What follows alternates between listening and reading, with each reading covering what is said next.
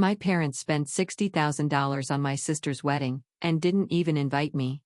When I asked why, my mother smirked, "You're single." It would have been embarrassing. The next day, my sister showed me a photo and sneered, "Best day ever. You'll never have one." I just smiled, pulled out a photo of my own, placed it on the table, and watched her smile disappear. You heard that right. Not a call, not a card, not even a pity text with one of those fake-ass, "wish you could be here" lines. Just silence. I found out about the whole damn thing through a Facebook post, one of those obnoxious highlight reels with soft focus filters, champagne glasses raised in perfect symmetry, and my sister Rachel's overwritten teeth gleaming in every frame like she just won some kind of beauty pageant for people with no soul. I sat there staring at the screen, the caption burning into my brain, "Best day ever, surrounded by everyone who matters." Everyone who matters. That line stayed with me like a nail driven into my chest. I read it again and again, each time hoping I'd somehow miss something, that maybe I'd see a tag or a photo of me standing in the corner, awkward but included. But there was nothing. Not a trace of me in the whole event.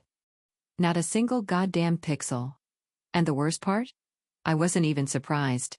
See, in my family, I've always been the spare part, the extra piece in a kit that no one knows what to do with. Rachel was the golden child from the moment she popped out of the womb.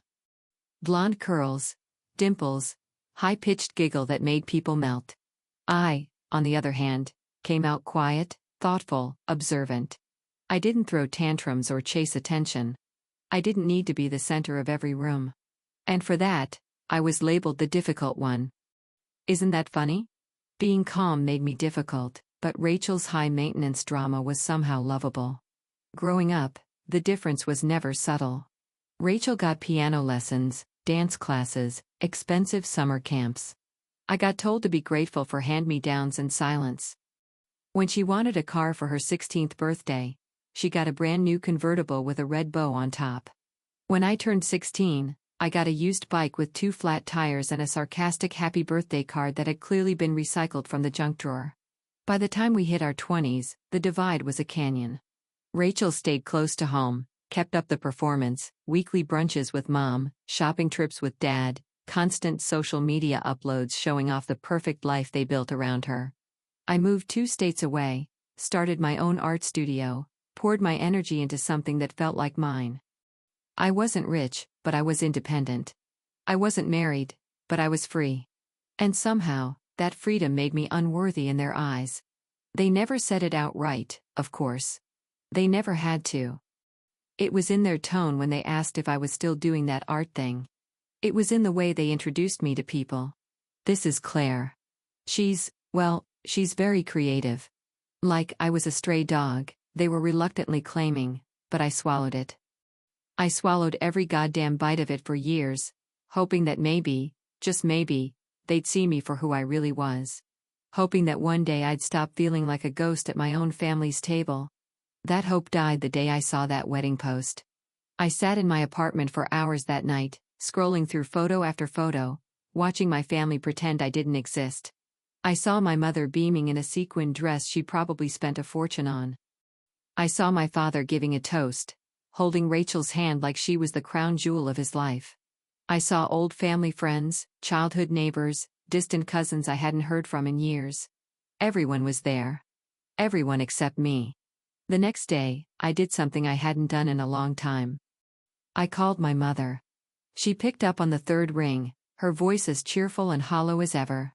"Claire, darling," she said, like nothing was wrong. I didn't bother with small talk. I just asked straight out, why wasn't I invited to Rachel's wedding? There was a pause, just a beat. But in that pause, I swear I could hear her smirk.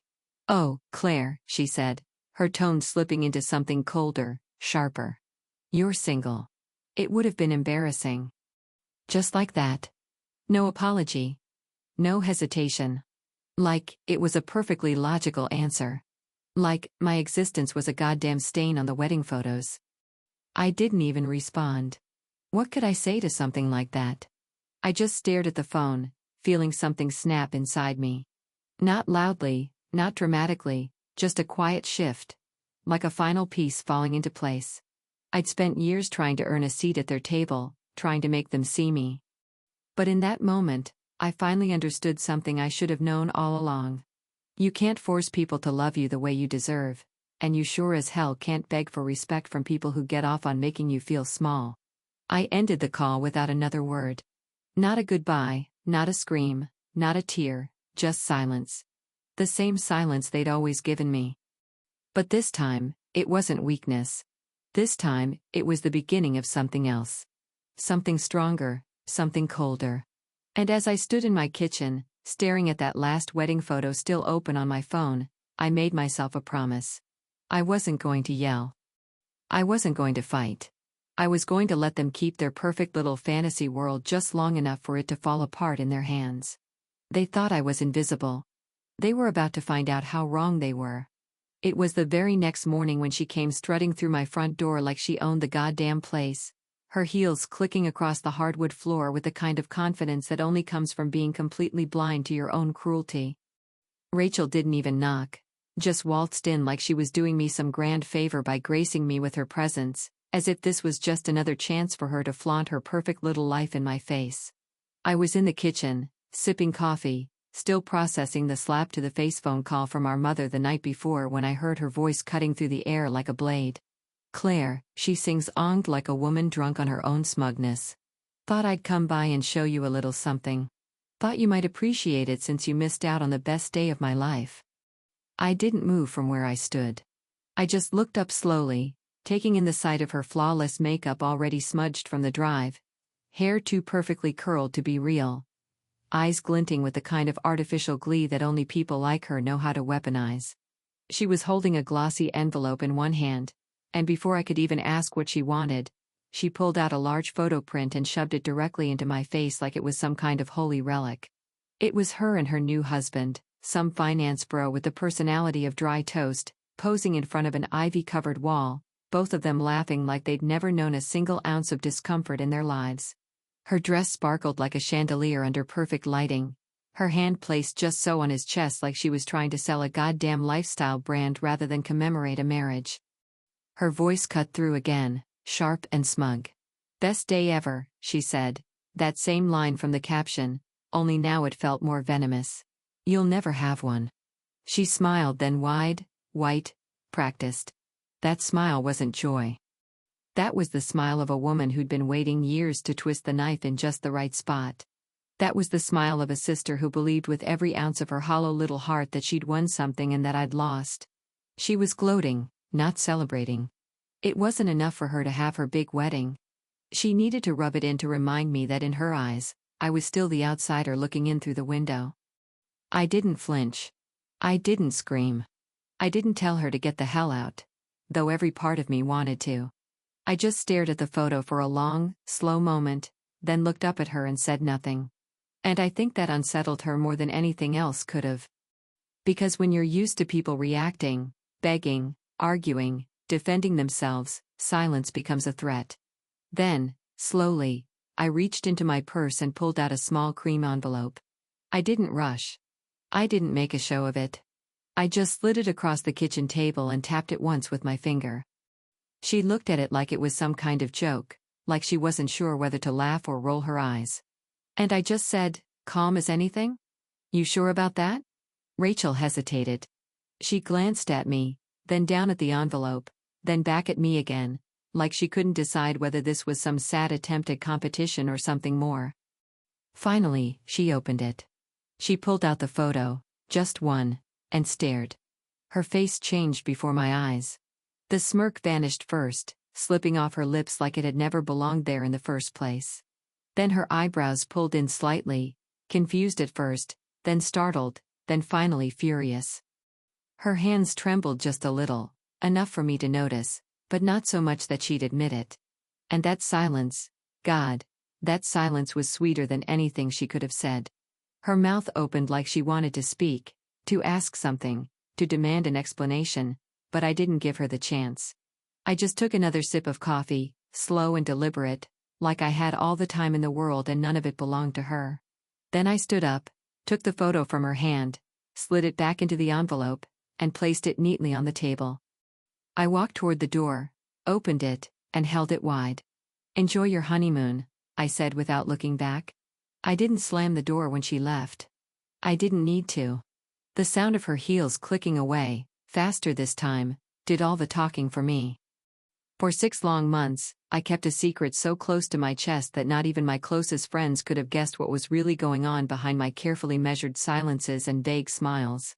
It wasn't because I was ashamed or unsure or hiding anything out of fear of rejection. No.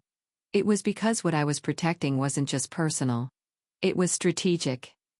It was delicate, and it was deeply entangled in something much bigger than a simple love story. The truth is, I had been living a double life, but not in the dramatic, soap opera sense that people like Rachel might fantasize about. Mine was quieter, more calculated, more dangerous in a way that would have thrilled her if only she had the mental range to grasp it. His name is James Whitmore. Though most people know him by the name, he signs at the bottom of some of the most explosive investigative reports in the country. He's not flashy like Rachel's husband, not one of those grinning golden retrievers in a tailored suit who talks about quarterly projections at dinner parties. James is sharp, deliberate, and magnetic in a way that draws people in without him saying a damn word. He doesn't brag because he doesn't need to. People listen when he speaks, not because he demands attention, but because he says things that actually matter. We met in the most ordinary place you could imagine, a bookstore cafe where I'd gone to escape the noise of my studio and the static of my own thoughts. I was flipping through a weathered art anthology, and he was reading a legal case file printed so densely it looked like it had been pulled straight from hell. I don't remember what we said first, only that the conversation never really stopped after that. I liked how his mind worked, the way he asked questions like he actually cared about the answers. I liked the way he watched people, not to judge them, but to understand them. But here's the catch, and it's a big one: James wasn't just any journalist. He was knee-deep in a multi-year investigation into corporate fraud, embezzlement, and systematic abuse of power by several high-ranking business executives, one of whom happened to be my father. That wasn't something I found out on the second date, obviously. That piece of the puzzle didn't click into place until much later, after I'd already fallen for him, after we'd already built something real and fragile and dangerously beautiful. When he told me the full scope of what he was working on, I remember sitting across from him in stunned silence, a coffee cup in my hands going cold as the weight of it all sank in. He didn't know, at first, that my last name linked directly to one of the companies on his investigation list. He just knew me as Claire, the artist with paint-stained fingers and too many thoughts to contain. But when the truth came out, neither of us flinched. We didn't run from it. We leaned into it, understanding that what we had wasn't something that needed to be plastered all over social media or paraded around like a trophy. So we kept it private, not out of shame, but out of necessity. He needed to protect the integrity of his work. I needed to protect the only part of my life that hadn't been chewed up and spit out by my family's toxic orbit. We had dinner in quiet places. We traveled under the radar. We even took our engagement photo in an old greenhouse tucked behind a friend's property surrounded by ivy and filtered sunlight, just the two of us standing in that soft, timeless space where nothing else existed but the way he looked at me. No staged poses. No forced smiles. Just something real. That was the photo I slid across the kitchen table. That was the image that stole the breath out of Rachel's lungs and replaced it with something sharp and bitter. And what made it worse, what made it sting in that deep, poisonous way only truth can, is that the photo wasn't just beautiful. It was intimate, elegant, effortless. It wasn't about money or spectacle. It was about connection, something she could fake for a camera but never actually feel in her bones. And here's the kicker, the one that made her hands tremble and her mouth go dry. James isn't just respected. He's feared in circles where reputations are currency and exposure is death. He's richer than her husband, smarter than her husband, and carries more quiet power in one sentence than that entire wedding venue full of people clapping like trained seals ever could. She saw it instantly. She saw it in the way we stood together in that photo, in the way his hand rested gently against my waist like he wasn't claiming me, but honoring me. She saw it and understood, finally, that I hadn't lost some imaginary race. I just refused to run it.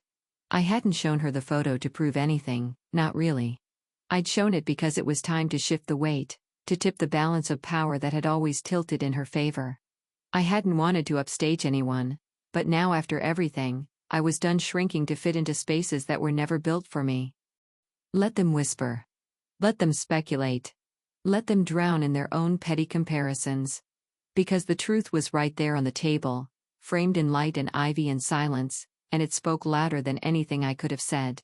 There's something undeniably satisfying about watching a house of cards fall, not because you knocked it over with a dramatic gesture, but because you left just enough breeze in the air to let gravity do the rest. That's exactly how I approached it. I didn't shout my truth from the rooftops.